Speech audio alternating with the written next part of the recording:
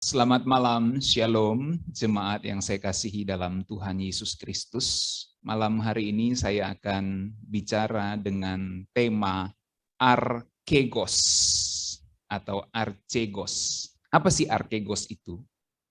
Ada banyak sebutan Tuhan Yesus dalam Alkitab.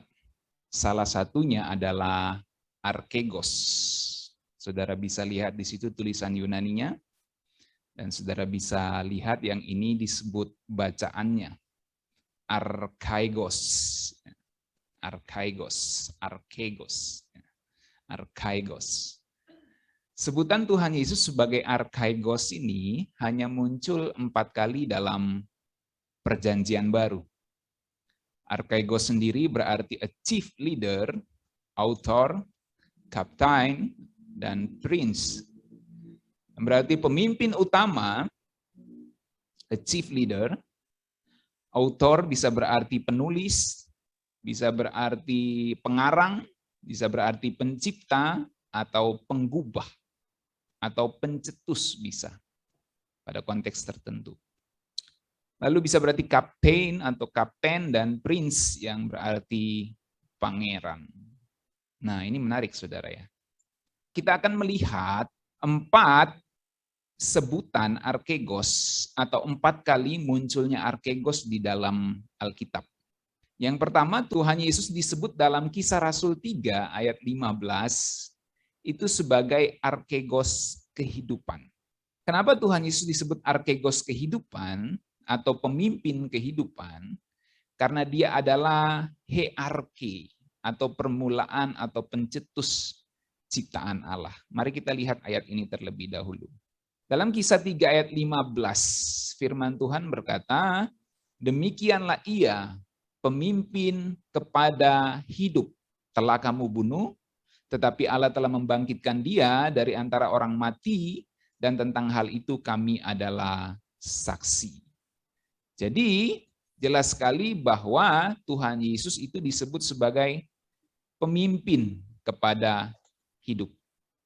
Kalau kita baca di dalam terjemahan NIV, menarik sekali, you kill the author of life. Engkau membunuh pemimpin atau penggubah atau pengarang kehidupan. Coba lihat. Luar biasa ya. Jadi kalau kita mau pakai terjemahan literalnya gitu ya. Penulis kehidupan kamu bunuh. Dalam hal ini tentu pemimpin ya, kehidupan. Dalam terjemahan RV ini ya, kalau saya tidak salah, saya lupa taruh, atau King James ya. And kill the prince of life. The prince berarti pangeran kehidupan. Jadi jelas sekali sebutan Tuhan Yesus itu arche, pemimpin kehidupan. Atau pangeran, atau penulis, pengarang kehidupan. Nah, apa artinya di sini di Kisah 3:15 ini Tuhan Yesus disebut sebagai arche, pemimpin kehidupan dalam hal ini. Di sini artinya Yesus Kristus disebut sebagai Archegos kehidupan karena dia adalah Hearche atau permulaan atau pencetus ciptaan Allah. Kalau kita baca di Wahyu 3 ayat 14 seperti ini saudara ya. Dan tuliskanlah kepada malaikat jemaat di Laodikia. Inilah firman dari Amin, saksi yang setia dan benar, permulaan dari ciptaan Allah. Nah, jemaat yang dikasih Tuhan, ayat ini sering disalahgunakan, Wahyu 3 ayat 14 ini, atau sering digunakan oleh kelompok saksi Yehova untuk mengajarkan bahwa Yesus itu ciptaan pertama Allah. Jadi mereka percaya Tuhan Yesus itu dicipta dulu oleh Allah Bapa, lalu kemudian Tuhan Yesus mencipta. Gitu. Jadi Tuhan Yesus ciptaan pertama Allah. Apakah tepat pengajaran seperti itu? Tentu jelas tidak tepat, bahkan salah. Ya. Dan itu bisa menyesatkan. Dan menyesatkan memang. Karena itu berarti Tuhan Yesus bukanlah pencipta. Dia hanya ciptaan Allah. Dan ada banyak kebenaran yang akan sangat kacau bila kita memahami seperti itu. Dan itu sebabnya saksi Yehova itu memahami Tuhan Yesus itu adalah jelmaan malaikat Mikael. Jadi Tuhan Yesus itu malaikat, ya, malaikat Mikael, sebab dia ciptaan pertama Allah. Nah, kemudian apa poin saya di sini? Poin saya adalah bahwa Yesus atau Tuhan Yesus disebut Arkegos kehidupan karena dia adalah Hearke. Hearke itu tadi permulaan ciptaan tadi ya, permulaan. Jadi kalau di Wahyu 3 ayat 14 dia adalah saksi yang setia dan benar, permulaan ciptaan Allah. Nah, seringkali kalau saudara ketemu orang saksi Yehova dia bilang tuh, Yesus tuh ciptaan, dia permulaan ciptaan Allah. Berarti dialah yang pertama diciptain. Enggak begitu ya. Pengertian yang benar adalah bahwa dia adalah permulaan atau pencetus ciptaan Allah. Nah, lalu apa poinnya? Poinnya adalah kata Arkegos itu ya, pemimpin kehidupan di Kisah 3 ayat 15, Arkegos kehidupan. Ini berarti mengecualikan Tuhan Yesus ya dari dirinya sendiri sebagai produk permulaan itu. Nah, bisa paham kalimatnya ya? Jadi kata Arkegos kehidupan ini mengecualikan Tuhan Yesus dari dirinya sendiri sebagai produk dari permulaan, dari produk dari Hearke. Gitu. Jadi Tuhan Yesus itu tidak diciptakan, itu poinnya sebenarnya. Maka sederhananya dia bukan produk permulaan, tapi dia yang memproduksi. Dalam hal ini dia bukan ciptaan tapi pencipta. Nah, jadi menarik sekali sebutan Hearke pertama muncul di dalam Alkitab untuk menerangkan bahwa Tuhan Yesus itu adalah pencetus kehidupan kita. Jadi sebagai Allah, dia adalah pencetus kehidupan kita. Dan Allah yang menjadi manusia inilah, ya, dalam kemanusiaannya dia dibunuh, gitu. Itu menarik sekali. Jadi dalam kemanusiaannya dia dibunuh. Allah tidak mati, tapi manusia Yesus mati. Saya sudah terangkan berkali-kali kepada saudara, itu sebabnya penting bahwa kita memahami roh Allah anak itu adalah roh manusia Yesus Kristus. Sehingga begitu roh Allah anak keluar dari tubuh Yesus, artinya dia tubuhnya mati, roh Allah anak itu tetap roh yang tidak mati. Nah, jadi dia tetap Allah. Yang kedua, kata Arkegos itu muncul di Kisah Rasul 5 ayat 31. Disebutkan seperti ini. Dialah yang telah ditinggikan oleh Allah sendiri dengan tangan kanannya. Tuhan Yesus maksudnya ditinggikan oleh Bapa. Menjadi pemimpin dan juru selamat supaya Israel dapat bertobat dan menerima pengampunan dosa. Nah, Arkegos di sini pemimpin. Menarik kalau kita lihat dalam terjemahan NIV, God exalted him to his own right hand as Prince and Savior. Jadi Tuhan meninggikan, memuliakan dia to his own right hand, kepada tangan kanannya.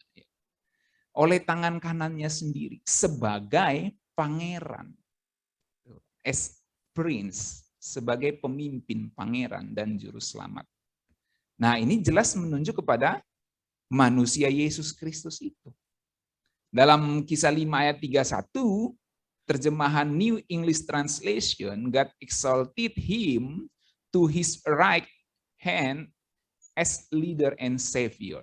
As leader, sebagai pemimpin. Nah, jadi saudara dapat perspektif yang lebih luas. Dia disebut pemimpin, dia disebut pangeran, Arkegos, juga berarti leader.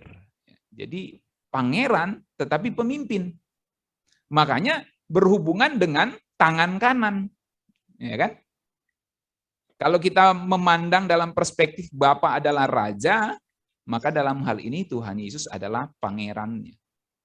Tetapi kita tahu disebut dalam Alkitab Tuhan Yesus juga adalah raja, dia adalah Tuan, Lord. Tetapi dia disebut sebagai Prince untuk menunjukkan bahwa dia adalah pribadi kedua dari Allah Tritunggal yang berinkarnasi dalam manusia Yesus Kristus itu. Nah, jadi ini penting sekali dasar-dasarnya. kalau kita bandingkan ya, di dalam Kisah 2 ayat 36, jadi seluruh kaum Israel harus tahu dengan pasti bahwa Allah telah membuat Yesus yang kamu salibkan itu menjadi Tuhan dan Kristus. Kata Tuhan di situ adalah kurios. Saya sudah terangkan berkali-kali kepada saudara, Tuhan di sini bukan menunjukkan kepada Tuhan yang ilahi. Jadi manusia Yesus tidak dijadikan Tuhan, tidak perlu, karena roh Allah, rohnya itu roh Allah anak. Jadi dia sudah Allah, tapi dia juga manusia dalam struktur permanennya. Jadi kalau di sini disebut Allah yang membuat Yesus, manusia Yesus yang kamu salibkan menjadi Tuhan dan Kristus, Tuhan di sini adalah kurios, berarti dalam arti Tuan atau Raja. Dia Raja atas orang hidup, Raja atas orang mati. Nah, dalam kondisinya sebagai Tuhan, Raja ini, ya, kalau disandingkan dengan pribadi Bapa, maka Tuhan Yesus sebagai tangan kanannya dalam hal ini Prince, Pangeran. Itu sebabnya dalam Efesus 1 ayat 19-20, dalam konteks yang sama, masih soal kematian kebangkitan Kristus, disebutkan, dan betapa hebat kuasanya bagi kita yang percaya, sesuai dengan kekuatan kuasanya yang dikerjakannya di dalam Kristus, dengan membangkitkan dia dari antara orang mati dan mendudukan dia di sebelah kanannya di sorga. Jadi jelas sekali saudara ya, archegos itu dalam konteks ini berhubungan dengan Tuhan Yesus dijadikan Bapa sebagai pemimpin, sebagai pangeran, sebagai pribadi yang duduk di sebelah kanannya. Nah, maka archegos di Kisah 5 ayat 31 lebih berarti pemimpin dalam pengertian dia adalah pangeran atau raja setelah kebangkitan dan kenaikannya ke sorga. Makanya kalau saudara baca Kisah 2 itu disebutkan bahwa Allah telah membuat Yesus yang kamu salibkan itu menjadi Tuhan dan Kristus. Jadi setelah kematiannya, Bapa membuat Yesus menjadi Tuhan. Loh, bukan berarti kan dia Tuhan. Iya memang Tuhan, tapi Tuhan di sini dalam pengertian raja. Raja dari keturunan Daud. Itu sebabnya konteksnya itu kalau saudara baca dibandingkan dengan Raja Daud. Ya, atau Tuhan Yesus sebagai keturunan Daud. Nah, jadi jelas ini berhubungan dengan hal ini. Itu pengertian archegos yang kedua. Yang ketiga, archegos muncul dalam Ibrani 12 ayat yang kedua. Nah, di sini pengertian aplikatifnya besar sekali untuk kita ya. Perhatikan Ibrani 12 ayat 2. Marilah kita melakukannya dengan mata yang tertuju kepada Yesus yang memimpin kita dalam iman dan membawa iman kita itu kepada kesempurnaan yang dengan mengabaikan kehinaan tekun memikul salib ganti sukacita yang disediakan bagi dia yang sekarang duduk di sebelah kanan tahta Allah. Perhatikan. Waktu berhubungan dengan memimpin, selalu dihubungkan dengan duduk di sebelah kanan tahta Allah. Jadi, kita melakukan apa? Maksudnya kita ikut berlomba, kita ikut memandang kepada Tuhan Yesus. Mari kita melakukannya dengan mata yang tertuju kepada Yesus. Siapa Yesus itu? Dia adalah pribadi yang memimpin kita. Dia adalah archegos, pribadi yang memimpin kita dalam iman. Nah, ini dia menariknya sini. Archegos dalam iman. Apa maksudnya? Nah, disebutkan di sini lagi, dan yang membawa iman kita kepada kesempurnaan. Oke, coba kita lihat dalam teks bahasa Inggrisnya ya. Bagaimana dia? NIV. Let us fix our eyes on Jesus, the author and perfecter of our faith. The author, perhatikan sini.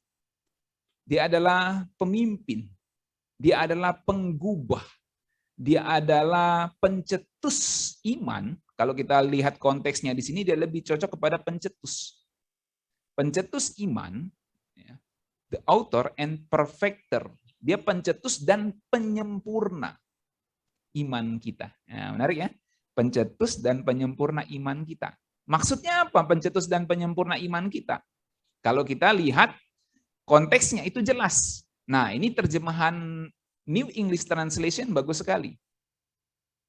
keeping our eyes fixed on Jesus, the pioneer. Nah, ini pioneer and perfecter of our faith, ya. Jadi jelas sekali ya, the pioneer sini. Artinya dia adalah pencetus, dia adalah pionirnya. Kalau pionir itu biasanya apa ya, pelopor gitu, atau yang duluan, gitu kan? Pionir, pencetusnya dia. Maka Tuhan Yesus itu pencetus dan penyempurna iman kita. Nah, apa maksudnya pencetus dan penyempurna iman? Kalau saudara lihat konteksnya, di situ baru saudara nanti ngerti. Archegos di Ibrani 12 ayat 2 berarti pencetus. Yang dalam konteks ini, kalau kita disebut, Tuhan Yesus disebut pencetus iman, iman di situ diartikan atau diperlakukan sebagai jalan hidup. Dalam hal ini, Tuhan Yesus adalah pencetus jalan hidup orang benar. Archegos, iman, dan perfektor iman. Penulis surat Ibrani, kalau saudara baca konteksnya itu Ibrani 12, memanggil awan saksi yang hidupnya bersaksi tentang pahala kehidupan iman. Nanti saudara baca aja yang dimaksud di situ. Yesus berdiri, Tuhan Yesus berdiri sebagai saksi utama karena dialah yang membuka jalan dan memberi kita model ideal iman. Nah, kalimat ini saya ambil dari sebuah kamus, saudara ya. Jelas sekali bahwa Tuhan Yesus berdiri sebagai saksi utama. Karena dialah yang membuka jalan dan memberi kita model ideal iman. Ya kan? Makanya dia disebut Archegos. Dia pencetus, dia pembuka jalan dalam hal jalan hidup orang benar. Dalam hal ini, dia membuka jalan dan memberi kita model ideal iman. Jadi kalau kita mau lihat iman, lihatlah Tuhan Yesus. Itu maksudnya.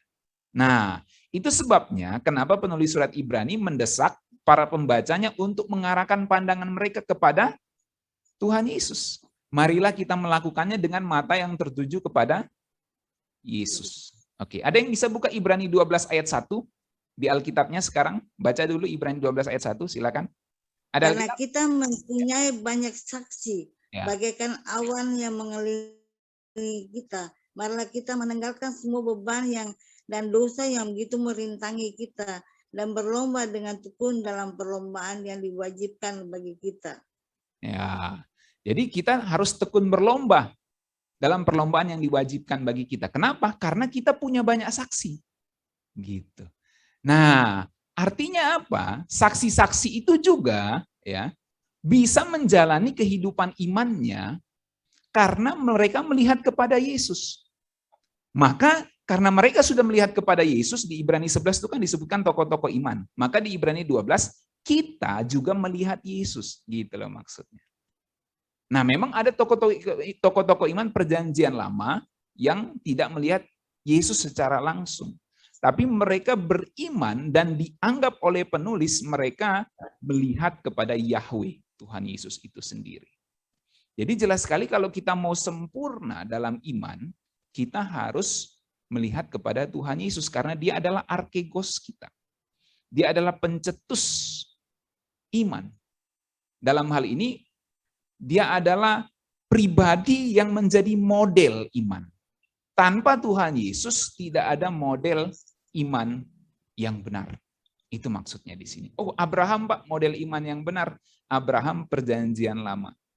Alkitab katakan di kitab Ibrani, kalau saudara lihat di Ibrani itu, tanpa kita mereka tidak mencapai kesempurnaan.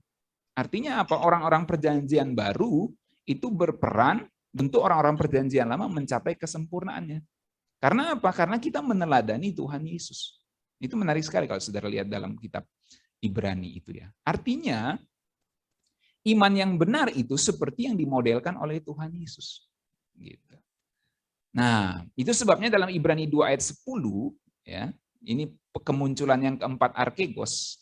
Sebab memang sesuai dengan keadaan Allah yang baginya dan olehnya segala sesuatu dijadikan, yaitu Allah yang membawa banyak orang kepada kemuliaan juga menyempurnakan Yesus. Nah, Yesus itu disempurnakan juga.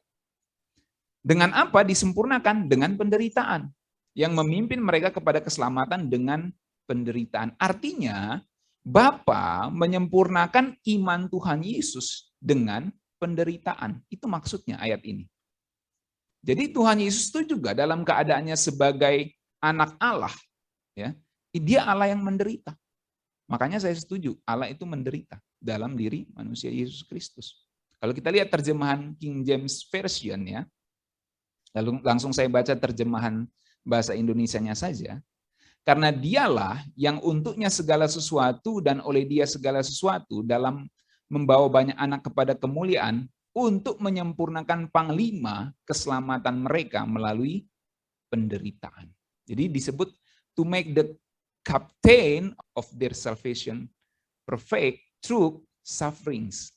Dalam hal ini Bapa membawa kita, anak-anaknya, ke dalam kemuliaan dengan cara apa? Dengan cara dia menyempurnakan Tuhan Yesus dulu dalam imannya. Ketaatannya kepada kehendak Bapa itu. Lewat apa? Lewat penderitaan. Nah, itu sebabnya kalau kita memandang Tuhan Yesus sebagai arkegos kita, pemimpin iman kita. Bukan hanya pemimpin iman, dia pemberi hidup kita, pencipta hidup kita dalam keadaannya sebagai Allah. Lalu dia adalah Tuhan, Lord kita, Tuhan kita, arkegos yang kedua. Dan arkegos yang ketiga, dia adalah pencetus iman kita.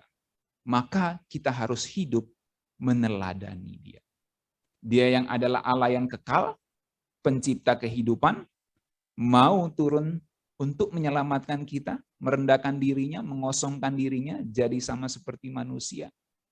Dan dalam keadaannya seperti itu, dia berhasil melewati penderitaan, dan Bapa memuliakan dia menjadi arkegos yang berikutnya dalam pengertian pemimpin, raja kita, pangeran yang duduk di sebelah kanan Bapa. Dan implikasinya untuk hidup kita adalah bahwa Bapa menyempurnakan Tuhan Yesus sebagai arkegos ini dengan jalan penderitaan. Dan dia disebut sebagai arkegos yang menyempurnakan iman kita. Pencetus iman dan penyempurna iman. Artinya kalau kita mau iman kita sempurna, maka mulailah dalam Tuhan Yesus, dan kita sedang memulainya, sudah memulainya dan terus menjalaninya saat ini, dan sekarang menyempurnakannya sampai akhir di dalam Tuhan Yesus dengan mengikuti jejaknya, tahan di dalam penderitaan. Apa penderitaan kita saat ini? Penderitaan yang utama adalah penderitaan untuk mematikan segala keinginan daging dan keinginan berdosa kita. Penderitaan yang lain adalah penderitaan eksternal yang bisa saja terjadi di dalam kehidupan kita masing-masing. Mari kita meneladani Tuhan Yesus, sebab sebagai arkegos pun dia menderita untuk mencapai kesempurnaan imannya. Apalagi kita yang harus mengikuti jejaknya.